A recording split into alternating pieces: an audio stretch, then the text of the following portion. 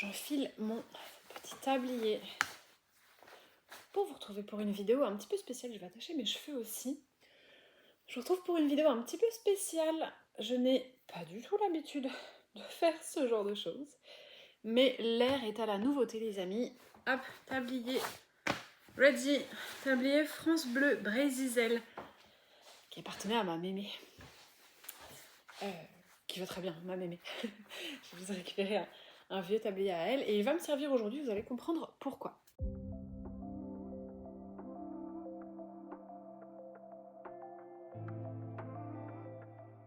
J'avais envie de vous retrouver aujourd'hui pour un format complètement inédit, d'où le tablier d'ailleurs, il y a quelques indices par ici.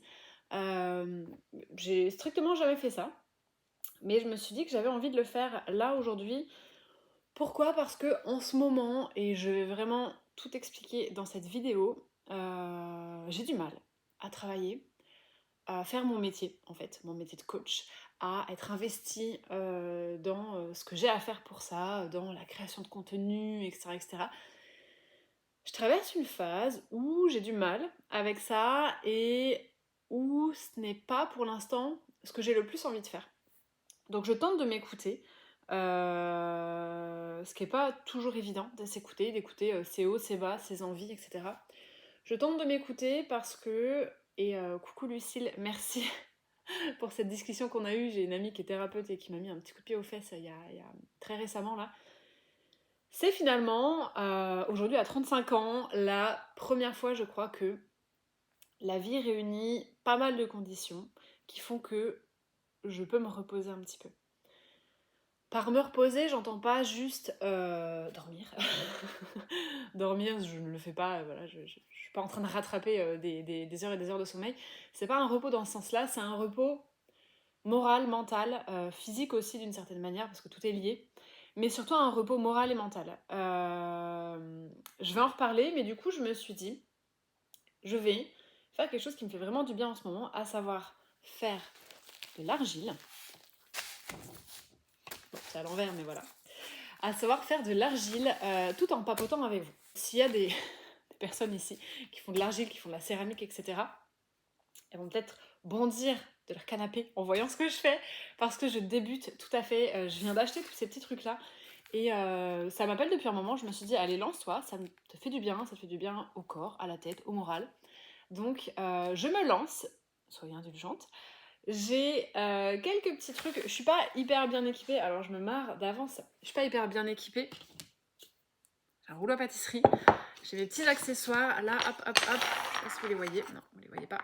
J'ai mes petits accessoires et j'ai surtout la cerise sur le gâteau. Le set de professionnel de l'argile, professionnel de la céramique, que j'emprunte sans aucun scrupule à mes enfants. Alors, je le retourne. Ça, c'est... ça n'a pas de visée alimentaire, c'est vraiment pour leur faire faire de la peinture, etc. Il est énorme. C'est pour leur faire faire de la peinture, etc. Par acquis de conscience, je le retourne quand même. Mince, je suis en train de mettre de la peinture sur le legging parce qu'il faut savoir que j'ai repeint ma table aussi. Je suis vraiment dans un mood créativité. Je suis vraiment dans un mood où j'ai besoin de faire des choses de mes deux mains, manuellement, des choses concrètes qui apportent un résultat physique. Je vais y revenir. Et voilà, j'ai vraiment ce besoin-là. Donc je viens de repeindre aussi les pieds de ma table. Je vous montrerai ça en story sur Instagram. Et donc je fais gaffe de ne pas mettre de la peinture sur le pantalon. Donc, l'argile que je fais, c'est de l'argile autodurcissante. Il y a plusieurs types d'argile, j'ai découvert ça en me renseignant donc très récemment. Il y a l'argile avec laquelle vous pouvez faire des belles céramiques, des tasses, etc. Pardon, j'ai tout fait trembler en reposant mes 5 kilos. Mais cette argile-là, pour faire des tasses, des assiettes à visée alimentaire, nécessite donc un four qui permet de cuire l'argile.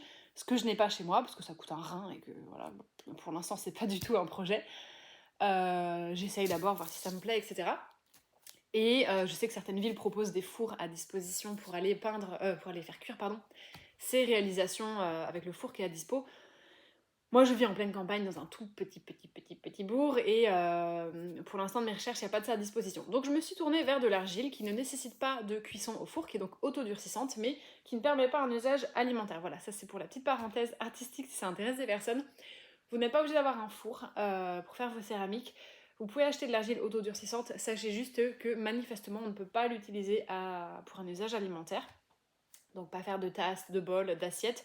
On peut faire des assiettes décoratives ou des vides-poches par exemple, c'est ce qu'on va essayer de faire ensemble aujourd'hui d'ailleurs. Mais voilà, pas d'assiette pour manger son repas quoi. Donc j'emprunte un petit set à mes filles, mais pas de confusion, c'est pas un set de table pour qu'elles mangent dessus, c'est vraiment que pour de l'artistique. Donc mon argile autodurcissante, j'ai mes petits accessoires. Aujourd'hui on va faire ensemble un petit coaching, introspection, papotage, création. Voilà, j'espère que ce sera un moment agréable à l'écoute et au visionnage pour vous. Ça va être un petit peu décousu parce que je n'ai strictement rien scripté, préparé, réfléchi. J'ai vraiment envie de livrer ce que j'ai sur le cœur.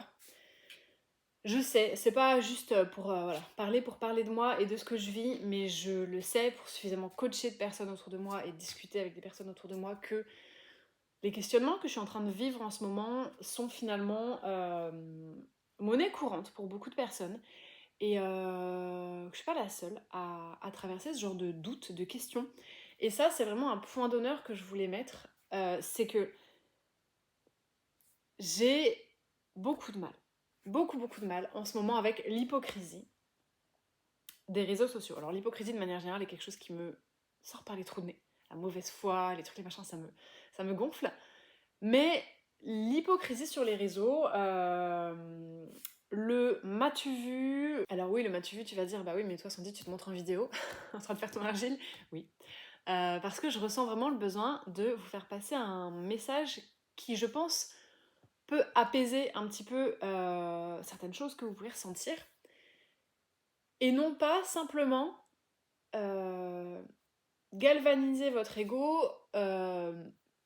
flatter votre ego et vous donner envie de rester un petit peu accroché à moi et à tout ce que je pourrais vous dire. En fait, alors, je sais pas si toi qui me regardes, tu regardes beaucoup de contenu, dev perso, etc. Ce que je constate avec plusieurs années de recul, et en étant aussi du coup dans ce métier-là, avec le regard de la personne dont c'est le métier, donc une approche qui va être aussi business, etc., c'est que dans tout ce monde des réseaux sociaux, il y a énormément cette approche du je vais flatter ton ego au travers certains posts, au travers certaines citations, etc. pour que finalement tu deviennes un peu comme accro à mon contenu, accro à ma personne, et que bah, tu fasses grossir ma machine, mes comptes, mes réseaux, etc. Ma notoriété, machin, machin, et du coup mon propre ego. Je vois énormément ça sur Instagram, et ça marche très bien parce que bah, on aime bien quand on flatte notre ego, moi la première, je suis comme tout le monde, et oui, force est de constater que des posts où on va te dire, je sais pas, j'ai un truc random que j'ai vu il y a pas hyper longtemps, genre à toi la nana qui t'est faite toute seule, sans homme, on est tout ensemble, je suis là, on se reconnaît, machin. Et bah ça, c'est typiquement le genre de post qui va être un ego booster. À fond la caisse, ça va faire dire ouais, de ouf, je me suis construite toute seule, ouais, moi je suis cette nana badass, machin. La réalité, c'est que personne ne se construit jamais tout seul, ça c'est une réalité. Enfin, bon. L'idée n'est pas de démanteler précisément ce post-là, mais l'idée est d'essayer de te faire comprendre que sur les réseaux, il y a énormément de bullshit ego booster, de balancer des phrases, etc., qui vont juste pipoter ton ego, te gonfler un petit peu, te faire dire ah ouais, carrément, carrément, donc ils vont générer beaucoup de likes, etc., parce que chacun peut se dire ah ouais, mais c'est trop moi, ouais, machin, mais carrément et tout, alors qu'en fait, elles ne vont strictement rien t'apporter. Ces phrases-là ne t'apporteront rien du tout. Peut-être un petit coup de motivation qui va durer 5 minutes. Les grandes transformations ne passeront potentiellement pas par là. Et je vois bien aussi que des comptes qui partagent une autre approche, ou même des posts avec une autre approche qui va être plus autonomisante, à viser à aider la personne à réfléchir, à se questionner, à devenir autonome dans son cheminement, à apprendre à se connaître, etc. Et ben c'est vachement moins sexy, c'est beaucoup moins ego booster, et du coup ça rencontre aussi moins de succès. Donc je voulais parler de ça un petit peu ici. Je vais mettre à mon argile, c'est pas tout papoter, je vais me chercher un peu d'eau et j'arrive. Mais voilà, avec mon petit couteau de cuisine. Enfin voilà, moi j'en suis à mes débuts. Hop, je vais tout bouger. J'en suis à mes débuts et j'ai commandé quelques petits trucs pour m'équiper, mais vraiment au début j'y vais tranquille. Simplement pour voir si ça me plaît vraiment et si j'arrive à faire quelque chose. Alors je l'ai déjà entamé, le paquet est déjà entamé, hop, parce que j'ai fait des petites réalisations. Calmons-nous. J'ai fait des petites tentatives qui sont en train de sécher. Hop, des petits cœurs, Des petits cœurs, des petits ronds. Alors les couleurs, c'est parce que tout n'est pas sec de la même manière. J'ai même essayé de faire des petits pendentifs, des mini pendentifs en carré. Ce sont des essais, des tentatives. J'ai fait des petits cœurs, hop, qui auront vocation à être bien sûr peints, etc., vernis pour faire des petits pendants.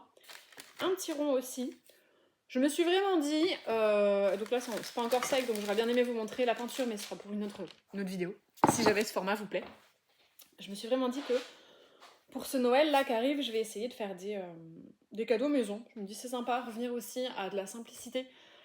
Tout est implicitement lié en fait à la même chose hein, dans tout ce que je suis en train de dire là. Je parle des réseaux, je parle de mon boulot, je parle du m'as-tu vu, je parle de l'hypocrisie, je parle de tous ces posts ego booster, etc. Je parle de simplicité, tout est vraiment lié à ce que je suis en train de traverser en ce moment.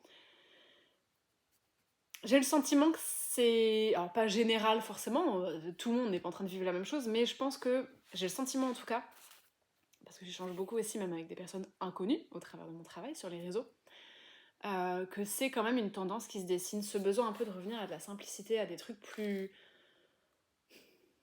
vrais, plus authentiques. Et alors authentique, c'est pareil, on va en parler, c'est vraiment un mot qu'on voit passer sur les réseaux, en veux-tu, en voilà. Faut être authentique, machin, mais je crois qu'il n'y a pas grand-chose de plus inauthentique que les réseaux sociaux. Voilà, je trouve qu'il n'y a pas grand-chose de plus inauthentique que ça à l'ère actuelle, ou en tout cas, c'est probablement un biais mental, totalement biaisé par ma façon de voir, parce que je suis aussi dans cette industrie-là, mais pas grand-chose de plus inauthentique que les réseaux sociaux quand même, on va pas se mentir. Je coupe une bonne tranche de lard, madame. Je vais essayer de faire une assiette vide-poche, quoi. Parce que, bien évidemment, on l'a compris, on fait pas d'alimentaire avec cette argile. Le fait que moi, alors je ne sais pas si en tant que simple consommateur de contenu, vous avez le même recul. Le fait que moi, ça soit aussi mon métier. Donc j'ai un podcast, j'ai mon compte Instagram, je propose aussi des coachings individuels en groupe, etc. Donc c'est vraiment mon métier. Je vends des choses en fait par ce biais-là, par le biais d'Instagram, etc. Bien évidemment que du coup je me forme aussi moi à ce côté business, au marketing, à la communication, etc. C'est évident quand on a son entreprise, on fait un petit peu tout soi-même, en tout cas au début. Donc bien évidemment que ça nécessite de se former, etc. Donc je vois un autre envers du décor peut-être que des simples consommateurs de contenu en fait. Et ce que je vois, c'est vraiment cette partie business, cette partie stratégie, cette partie machin. Et je vois tellement moins d'authenticité que ce qui est pourtant proclamé normalement sur le compte. Et pour moi, c'est flagrant. Alors déjà, dans ma... Je pétris un petit peu ma petite boule parce que forcément, elle a fait des démarcations quand je l'ai coupée.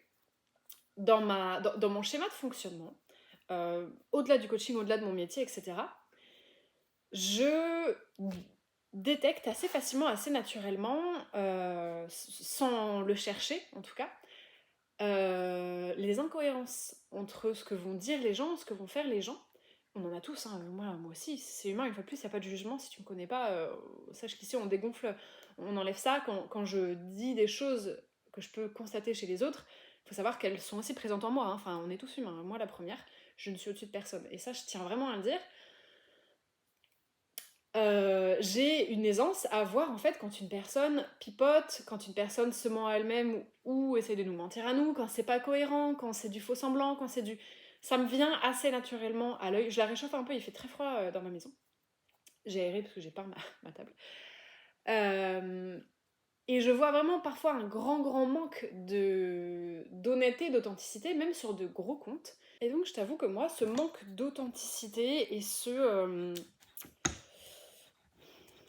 m'as-tu vu un petit peu ambiant a commencé à vachement me peser. Voilà, on va dire les choses. Ça a commencé à vachement me peser parce que je me suis vachement questionnée sur finalement la pertinence de ce que moi je pouvais apporter au travers de mes réseaux, au travers de mes accompagnements, comparativement à ce qui cartonne sur le net. Alors, il y a des gens qui cartonnent sur le net. Je vais aller chercher une petite éponge. Influenceuse argile débutante. Il y a des gens qui cartonnent sur le net et pour qui c'est entièrement mérité. Hein. C'est pas du tout mon propos, ni un sujet, ni quelque chose que je remets en question. Mais j'ai vachement remis en question, moi, mon approche en tout cas, qui parfois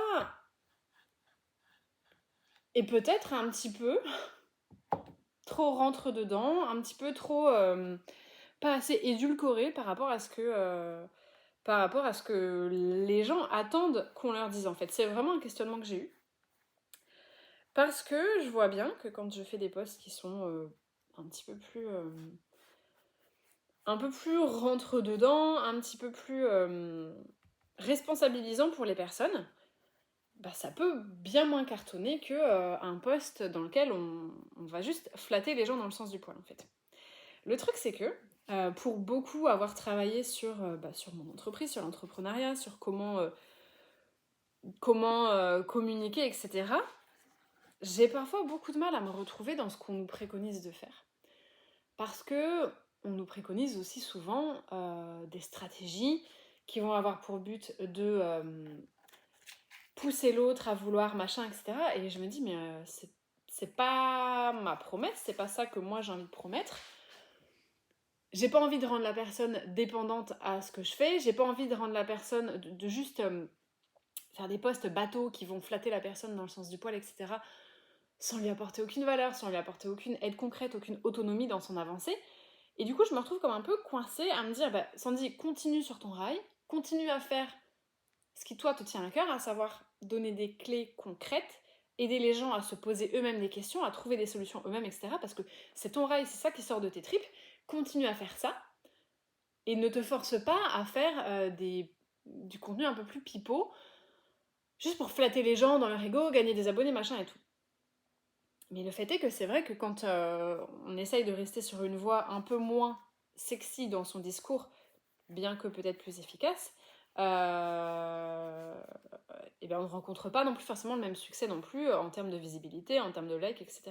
J'en reviens à ces ego boosters. Et du coup, en ce moment, je me suis vachement questionnée là-dessus de me dire comment continuer à porter ton message de manière pertinente. Est-ce que ça sert vraiment à quelque chose, ce que tu es en train de faire? C'est une réelle question que je me suis posée. Est-ce que ça sert vraiment à quelque chose de continuer à entretenir, à alimenter ces réseaux sociaux? Est-ce que ça aide vraiment les gens? Est-ce que les gens prennent le temps de lire ce que tu postes, d'écouter ce que tu fais? Est-ce que ton travail, tout simplement, sert encore à quelque chose aujourd'hui? Je reviens avec un petit bol qui va me servir de moule. Je m'aperçois que j'ai pas assez étalé mon truc du tout. C'est pas facile, je m'en rends compte, de papoter tout en faisant un truc. On est déjà à plus de 22 minutes, bon, il y aura du montage, hein, donc je vais couper pour que ce soit un peu plus digeste pour vous, mais c'est pas évident de parler en faisant autre chose, en essayant d'être pertinente aussi dans ce que je vous dis, tout en faisant mon petit truc là. Oh là là, ça s'est décroché. Bon. Hop. Donc j'en suis vraiment venue à me demander si c'était bien pertinent de continuer à entretenir mes réseaux sociaux. Alors que je n'arrive pas du tout à me positionner dans une approche où je flatterais surtout les égos des gens pour qu'ils aiment mon contenu, pour qu'ils likent, pour qu'ils partagent, etc. J'en étais vraiment à ce questionnement de, voilà. Est-ce que ton travail là a bien sa place, sert à quelque chose? Est-ce que vraiment ça sert à quelqu'un? Et pour être très honnête avec vous, parce que moi j'aime beaucoup l'approche de ah puis c'est fêlé là, mais je vais me servir de ce côté-là pour justement hop tac, faire la petite jonction nécessaire à faire un rond. Donc j'en étais vraiment venue à me dire, est-ce que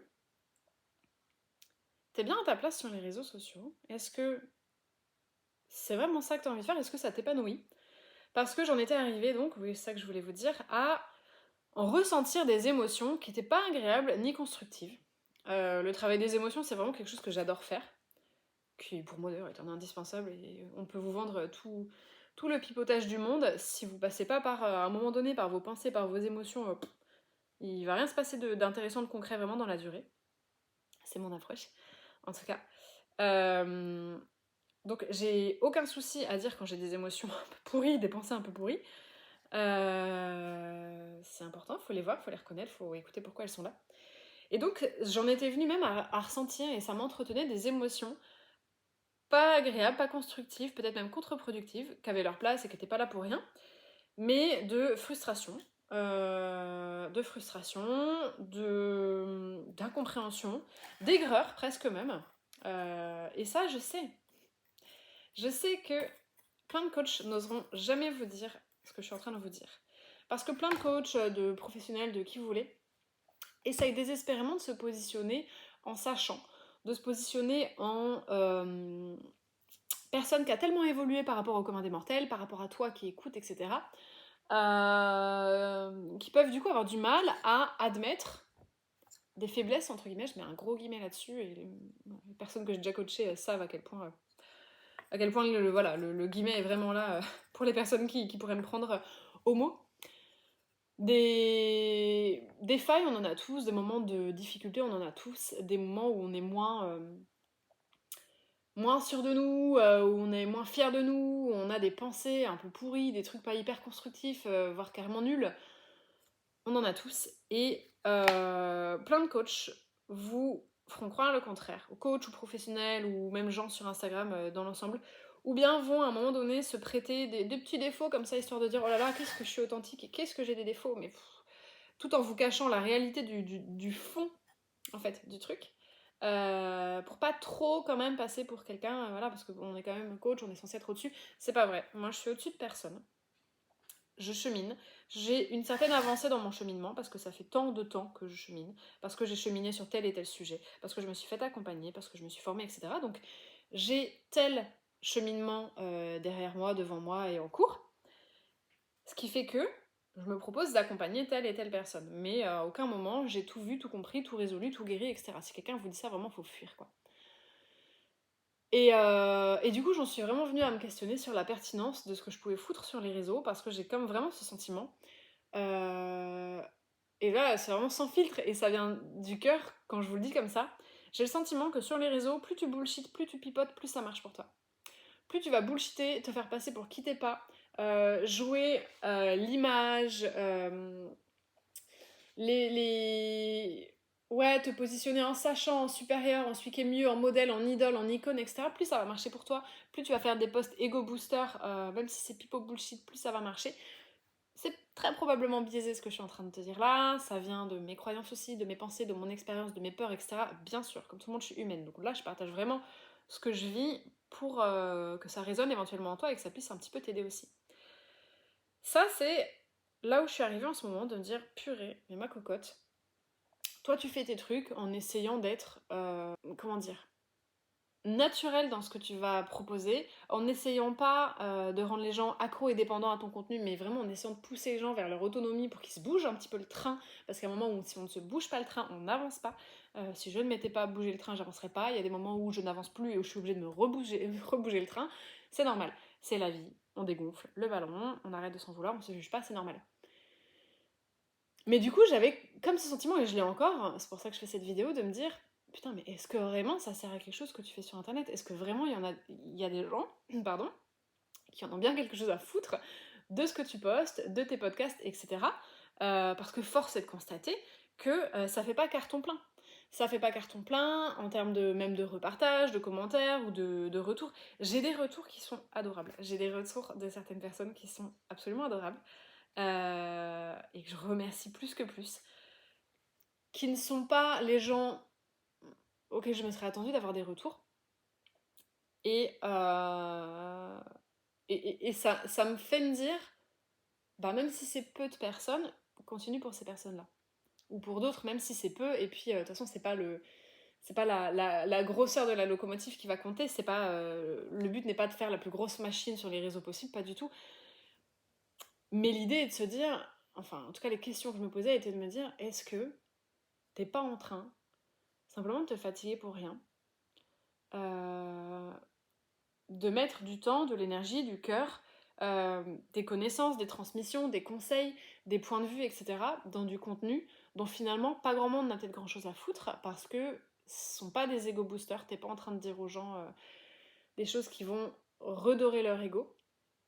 Et est-ce que c'est bien en train de servir à quelque chose ce que tu fais là? Et ce qui m'a fait me dire, arrête-toi un peu, ce qui m'a fait vraiment, et ça c'est un indicateur qui peut vous aider, réaliser que j'étais peut-être pas sur la bonne voie, ce sont les émotions et les pensées qui tournaient dans ma tête ces derniers temps. Et c'est en ça que je dis, je redis, je répète, et je ne cesserai de le dire, que le travail sur les pensées et les émotions est indispensable parce que c'est une boussole.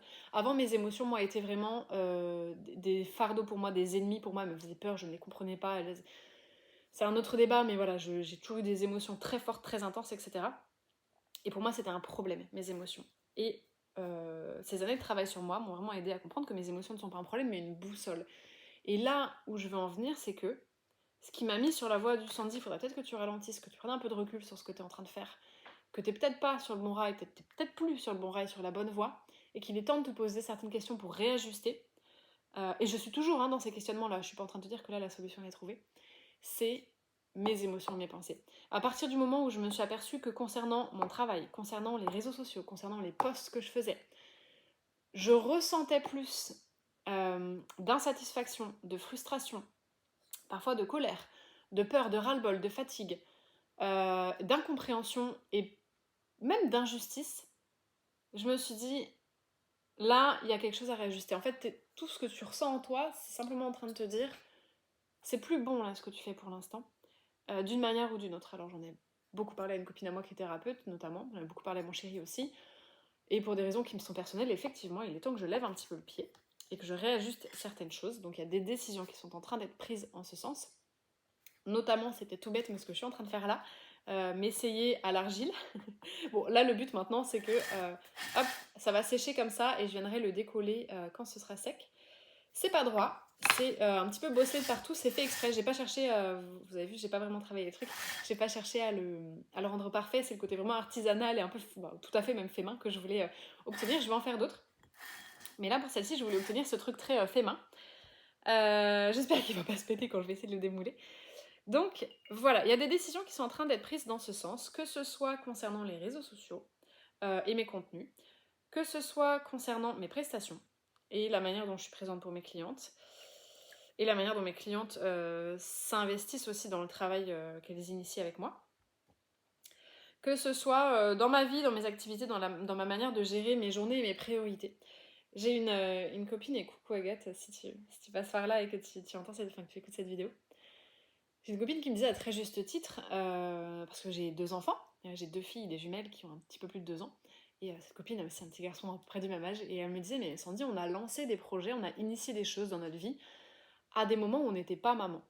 On a mis en forme et voilà, sur le rail des projets à des périodes où on n'était pas maman. Et donc, les mamans, vous allez très bien voir de quoi je parle, quand on devient maman, c'est pas juste son emploi du temps et son niveau d'énergie qui change, c'est bien plus profond que ça, bien plus gros que ça, et ça relève presque de l'identité en fait, de notre identité, de qui on est, de ce qu'on veut, de qui on est devenu, de ce qui a bougé en nous, et de forcément toutes nos nouvelles priorités. Et de là où on a envie de mettre notre temps, notre énergie, notre attention. Notre temps et notre énergie. Dans la vie, les choses les plus précieuses sont notre temps et notre énergie. Parce que notre énergie et notre santé, on se comprend. Oui, certains vont dire, ben non, mais le plus précieux sont nos enfants, notre famille, bien sûr. Mais avoir des enfants, si t'es malade à l'ité et qu'il te reste 3 jours devant toi, ça va pas mener à grand chose. Pardon pour cette pensée, mais c'est une réalité, il faut aussi parfois se confronter au réel. Ce qu'il y a plus de précieux dans nos vies sont ton temps et ton énergie, ta santé, ta vitalité. Si tu as l'énergie, la santé, la vitalité, et que tu utilises ton temps à bon escient, tu peux faire des choses merveilleuses avec ta famille, etc. Mais du coup, bien évidemment, quand tu deviens maman, ces choses-là sont revues, ces choses-là sont réévaluées. Et le truc, c'est de se dire, bah ouais, j'ai lancé des projets, une façon de fonctionner en tout cas, quand je n'étais pas encore maman. Est-ce que c'est toujours au goût du jour? Est-ce que c'est toujours vraiment ça que j'ai envie d'apporter, de faire, de travailler? Est-ce que je suis toujours en adéquation avec ça? Où sont passées mes priorités actuelles? Quelles sont aujourd'hui mes priorités? Et surtout, comment est-ce que je veux me positionner désormais? Le positionnement, la manière dont on se positionne dans la vie par rapport aux autres, je trouve, change énormément de choses. Parce que c'est pas juste de dire des choses ou de penser des choses, mais c'est en fait quelles limites tu poses, quelle posture tu adoptes, Qu'est-ce que tu es ok de donner, pas ok de donner, etc. Moi, il y a un moment où je me suis un petit peu perdue, même avec mes clientes là-dedans, dans le sens où c'était presque voilà, à répondre à n'importe quelle heure, à vouloir vraiment tout faire, surtout pour qu'elles soient satisfaites, etc. Et du coup, je m'écoutais pas, je me respectais pas dans la relation voilà, qu'il y avait professionnelle-cliente. Et ça m'amenait aussi, et on revient toujours à ce truc-là de tes émotions sont des putains de boussoles, ça m'amenait aussi à des émotions qui étaient pas du tout cool. De la rancœur, de la frustration, de l'incompréhension quand je voyais que ben moi, je m'arrachais pour ma cliente et de l'autre côté, en face, potentiellement, il y avait des comportements en réponse qui étaient pour moi, selon mes attentes, selon ce que j'avais positionné, etc., des manques de respect, des choses comme ça, ou tout simplement du manque d'investissement réel, hein, objectif, dans le contenu que j'apportais, dans le programme, dans la formation, dans le coaching, dans ce qu'on veut. Eh bien, c'est toujours pareil. À partir du moment où tu ressens plus de frustration que de joie, de colère, d'incompréhension, que de vraiment de bien-être, etc., bah, il est peut-être temps de réajuster. Donc, j'ai ces derniers temps travaillé à réajuster un petit peu ma posture vis-à-vis de mes clientes. Et c'est pas terminé vis-à-vis de ce que je propose. Ça, c'est pareil. C'est en train d'être remis aussi en perspective, mon accompagnement, notamment. Est-ce qu'il est tout à fait pertinent par rapport à ce que les gens attendent? Les gens vont avoir tendance, j'ai bien remarqué, et d'ailleurs je le vois, ce sont des faits chiffrés assez parlants. Et moi la première, les gens, une fois de plus, hein, je fais partie des gens, on va avoir tendance à très vite s'emballer pour des promesses qui font rêver, qui sont sexy, comme on appelle ça. Une fois, une coach business m'a dit oui, mais il faut que ton truc soit sexy, ton offre soit sexy. J'ai dit, mais moi, je suis pas là pour vendre un truc sexy, moi, je suis là pour aider les gens à aller mieux dans leur vie. Mais en fait, il y a vraiment ce côté marketing que on ne perçoit peut-être pas quand on est juste consommateur de contenu, qui fait que ça biaise pour moi cette authenticité-là. Et je sais qu'on peut vraiment avoir tendance à être attiré par les trucs où on va nous dire, ben voilà, avec mon programme baguette magique dans le derrière, deviens une femme badass, multimillionnaire, charismatique, chamane sensuelle, en 12 jours et demi, avec un demi-effort par jour. Sauf qu'en fait, dans la vraie vie, c'est pas du tout ça qui marche et qui fonctionne. Et j'ai vraiment un tempérament qui fait que ça peut très vite m'agacer. Ça peut très vite m'agacer de voir ces discours-là, de voir que les gens courent vers ces discours-là, alors que on sait tous pertinemment que ça marche pas. Parce que si le programme baguette magique dans le derrière en 12 jours et demi fonctionnait, on serait absolument aujourd'hui toutes et tous heureuses et on aurait résolu tous nos soucis.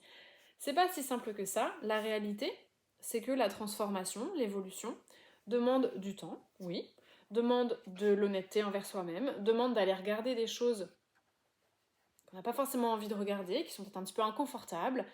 Et ça, on le sait, on va dire, bah je sais, oui, la zone de confort, bah oui, tu le sais, tu le sais, mais ta zone de confort, concrètement, du coup, t'en es sorti quand, en fait? Parce que tu sais, mais tu fais. Est-ce que tu fais? Tu sais, mais tu fais quoi? Est-ce que tu fais? Ou est-ce que tu te contentes de dire je sais? Et moi, ça peut me générer pas mal de frustration. De me dire, purée, je vois le pipotage là, je le vois le bullshit, je le vois la flutine là, le petit pipeau magique, je vois les gens qui courent dedans et ça m'agace. Et bien évidemment, si ça m'agace, c'est qu'il y a un truc à travailler chez moi à ce niveau-là, hein, bien sûr. Mais du coup, je remettais même en question le format de mon accompagnement, de me dire, bah ouais, mais ton offre, toi, tu proposes pas de révolutionner la vie des gens en 3 semaines et demie avec une baguette magique dans le derrière en allant danser un soir de pleine lune dans un champ. Donc c'est moins sexy parce que tu vas dire aux gens, en fait, bah oui, mais il va falloir que tu ailles à la découverte de toi-même, il va falloir que tu apprennes à te comprendre, que tu regardes un peu, que tu apprennes à te connaître, que tu passes à l'action. Introspection plus action, ça c'est la seule formule magique que je vous vends. Introspection plus action. Il n'y a pas l'un sans l'autre. Ah oui, j'ai mis le rouleau devant, vous voyez pas ce que je fais en fait. Et du coup, ton offre, elle est pas sexy finalement, parce que t'es en train de dire aux gens, bah ouais, là t'en as pour des mois, ma cocotte.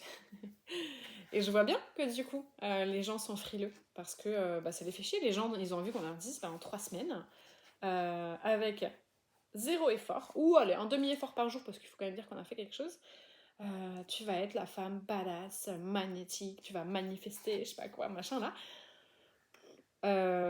Et du coup, je me dis, bah ouais, mais est-ce que ton programme est bien à sa place? Est-ce que c'est bien la peine de continuer à essayer de déployer ton énergie dans ce sens, alors que c'est pas ça que les gens ont envie d'entendre?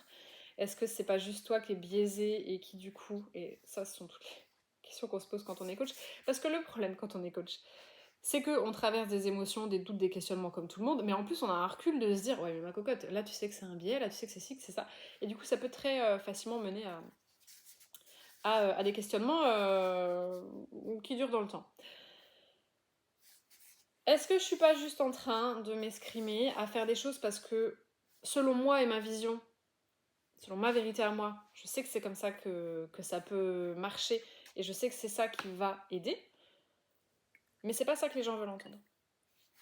C'est pas ça que les gens veulent entendre. Les gens, ils veulent qu'on leur dise, en 12 jours, avec un demi-effort par jour, mon programme baguette magique dans le derrière va te rendre magnétique et puissante et femme fatale, attractive, je sais pas quoi, machin mes couilles. Et moi, c'est pas du tout ma promesse.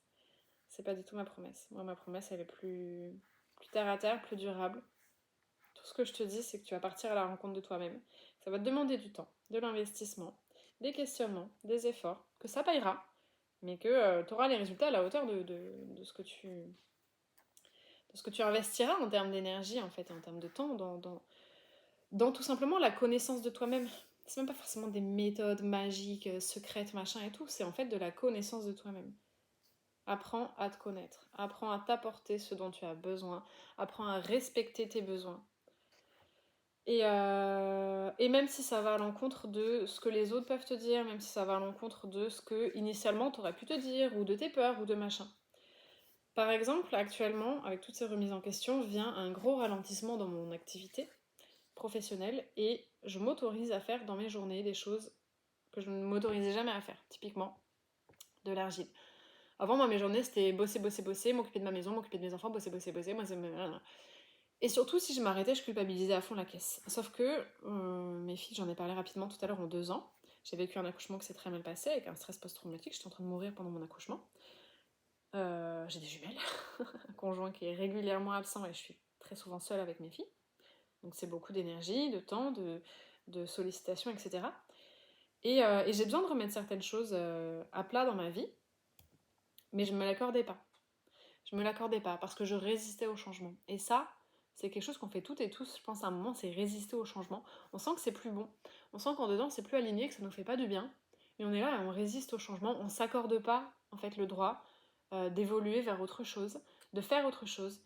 Oui, mais parce que si, oui, mais parce que ça, oui, mais parce que truc. On peut trouver tous les oui, mais du monde. On peut dire, ben, c'est une réalité, bah oui, mais t'as des clients, bah oui, mais t'as lancé ton truc, bah oui, mais t'as passé tant de temps à créer ton accompagnement, voilà. Ce sont des faits, c'est vrai, mais est-ce que ça justifie de devoir rester coincé dans des choses qui ne sont plus bonnes pour nous, qui ne nous font plus vibrer, de ne pas accepter simplement la phase de vie dans laquelle on est? La phase de vie dans laquelle je suis aujourd'hui, c'est un besoin de ralentissement, c'est le besoin de faire des choses concrètes, de retourner à des choses matérielles, manuelles, le besoin à la fin de ma journée de voir un objet que j'ai fait, de voir quelque chose, parce que être entrepreneur sur internet c'est formidable, mais tu ne vois pas le résultat concret de ce que tu as fait à la fin de ta journée. Il n'y a pas de résultat concret en fait, à part le nombre de likes sur ton post ou le nombre de machins, ou un retour client par exemple, mais je veux dire, t'as pas le truc entre tes mains. Et en ce moment, je ressens ce besoin d'avoir le truc entre mes mains. Et comme tout le monde, je fais face à mes peurs, à mes croyances. Moi, j'ai longtemps eu la croyance que, et je sais qu'elle est toujours présente en moi, que dans la vie, il faut en chier pour mériter sa vie, que de toute façon, la vie, c'est fait pour trimer. J'ai trimé toute ma vie, j'ai 35 ans, j'ai commencé à bosser, j'en avais 17, j'étais sur la fin de mes 17 ans. J'ai bossé en usine pendant des années, je travaillais la nuit, je fais les 3-8, j'ai trié des poubelles sur un tapis roulant, dans une usine de recyclage de poubelles, j'ai recyclé des déchets aussi électriques, électroniques, j'ai fait des ménages dans des hôtels, enfin bref. Avant d'un jour ouvrir ma boîte.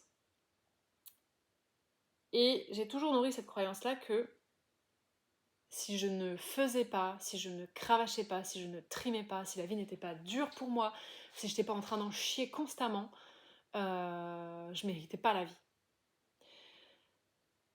Et ben ça, c'est typiquement du travail de coaching aussi et d'introspection. C'est d'avoir conscience des croyances qu'on a ancrées au plus profond de soi qui vont créer des comportements. Parce que par ces croyances, moi je me suis épuisée. Et par ces croyances, après m'être vue en train de mourir, après avoir perdu la moitié de mon sang, après ne plus avoir dormi quasiment pendant 2 ans avec mes jumelles, tout en étant dans des travaux, etc. Là je vous montre pas la maison, mais je vis dans des travaux depuis 3 ans. Un conjoint militaire qui est souvent absent, etc. Eh bien, malgré toutes les circonstances dans lesquelles la vie me criait arrête, repose-toi, putain. Et moi j'étais là, non, faut continuer, je continue.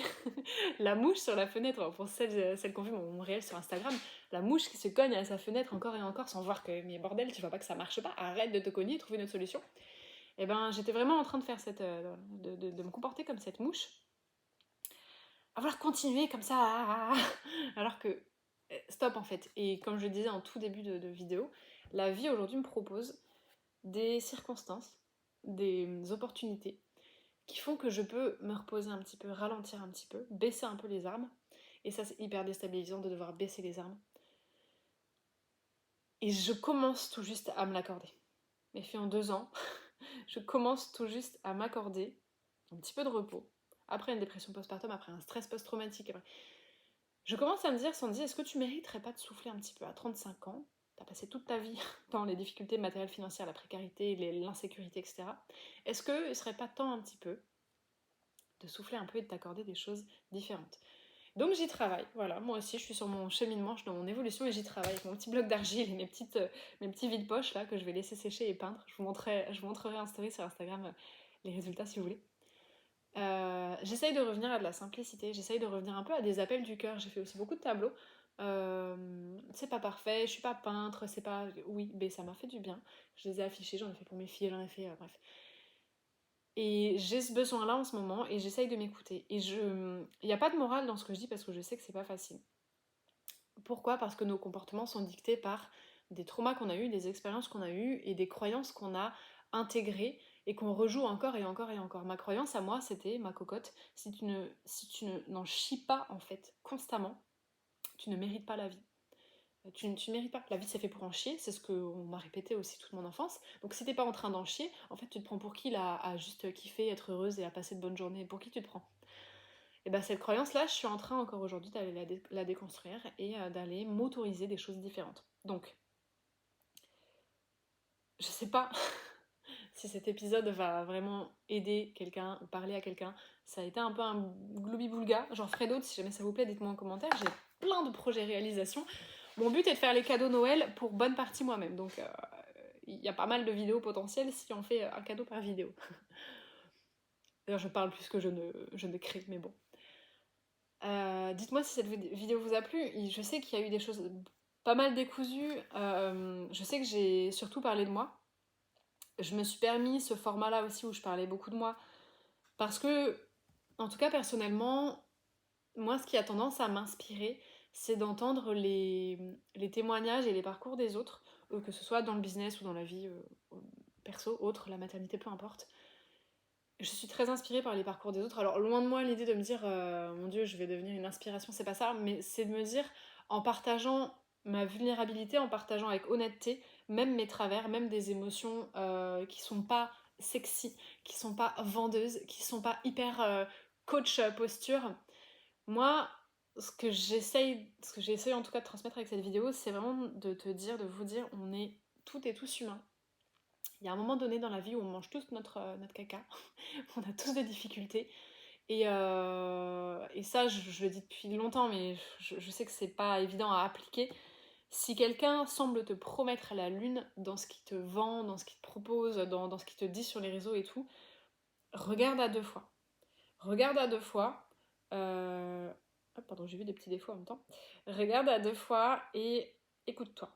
Que ce soit moi ou une autre, hein. Si ce que je te dis ne te parle pas du tout, il y a un truc qui résonne pas, demande-toi pourquoi ça résonne pas. Est-ce que ça résonne pas parce que ce que je dis est inconfortable, parce que t'as pas envie d'aller regarder cette part-là de toi? Ça c'est possible, et dans ce cas-là, bah, il faut le travailler. Dans ce cas-là, c'est pas une excuse. Mais il est aussi possible que je dise des choses là qui ne résonnent pas du tout avec toi, qui sont pas du tout ce que tu as besoin aujourd'hui d'entendre, et c'est ok, et dans ce cas, voilà, t'es pas du tout obligé de prendre pour toi et pour bon ce que je suis en train de dire là. L'idée, c'est toujours, encore et toujours, de se connaître, et quand quelqu'un te dit quelque chose, quand tu lis un contenu sur les réseaux, peu importe, demande-toi pourquoi ça résonne avec toi et pourquoi ça résonne pas avec toi. Est-ce que ça résonne avec toi parce que ça vient juste booster ton ego? Ouais, je suis cette nana forte qui s'est construite toute seule. Ça, c'est juste un ego booster. Personne ne s'est construit tout seul. Est-ce que ça résonne avec toi parce que ça vient brosser ton ego dans le sens du poil? Auquel cas, un peu de recul et fais le chose, enfin, lis le truc avec un recul intelligent. Est-ce que ça te parle pas du tout parce que Vraiment, c'est pas ce message-là dont tu as besoin d'entendre, c'est pas cette personne-là que tu as besoin d'écouter au moment T, ou est-ce que ce sont des résistances du mental parce que, dans le fond, tu as peur d'aller regarder ces trucs-là et d'être honnête avec toi-même. Donc cette vidéo est un petit peu partie dans tous les sens. Ce que je voulais vraiment y dire, c'était attention aux pipeaux sur internet, attention au bullshit, attention aux belles promesses qui ne sont que des belles promesses et qui, je le vois bien, font pas forcément du bien. Voilà. Si c'était les promesses faciles qui fonctionnaient, pardon, j'ai du mal à accorder mon verbe. Si c'était les promesses faciles qui fonctionnaient, on irait aujourd'hui toutes et tous bien parce qu'on a toutes et tous accès à Instagram, à des podcasts, à des livres de dev perso, à des programmes gratuits, à des e-books gratuits, je sais pas quoi. Je suis la première à proposer un e-book gratuit. S'il suffisait de ça pour être heureux, je veux dire, ce serait easy et je le dirais et je le vendrais et puis basta. Enfin, bien sûr que non, en fait. Bien sûr que non. Les promesses trop faciles, attention. Essayez de rester toujours un petit peu alerte sur votre intuition, sur ce que vous ressentez, sur comment ça vous déclenche et pourquoi, dans le bon sens comme dans le mauvais sens. Est-ce que ça vous déclenche positivement parce que c'est un ego booster? Est-ce que ça vous déclenche négativement parce que c'est votre mental qui dit non, non, non, par fierté? Donc attention un petit peu à tout ce qu'on peut trouver sur internet. Essayez de rester vigilant à ça. Essayez aussi de rester toujours alerte et connecté à vos émotions, à ce que vous ressentez.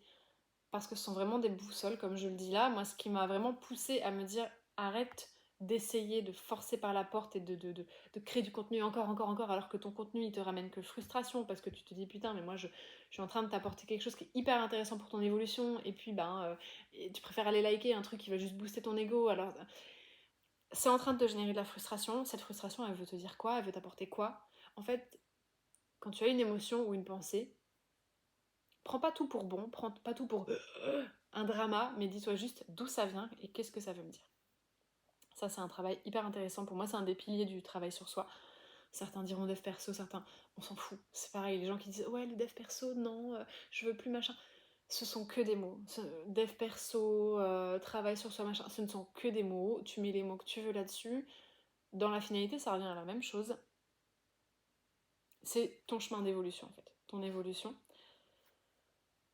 Qu'est-ce qui te paraît bon Qu'est-ce qui te paraît bon? Et pour savoir ce qui nous paraît bon pour nous-mêmes, sachant que ça change dans le temps, ça évolue avec le temps, avec les années, avec les épreuves de la vie, avec la maternité, avec ce qu'on veut.